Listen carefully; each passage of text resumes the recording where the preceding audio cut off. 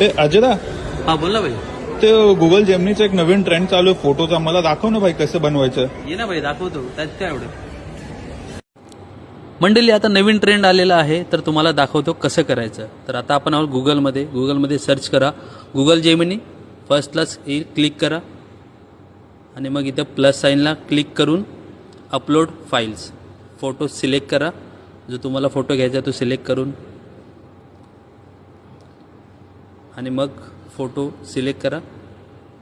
Select झाल्यावर एक link येते, ती लिंक इथे पेस्ट करा आणि सेंड करा. आणि मग थोड्या वेळात तुमचा फोटो तुम्हाला डिस्प्ले होईल. थोडासा टाईम घेतो इथे, वेट करा.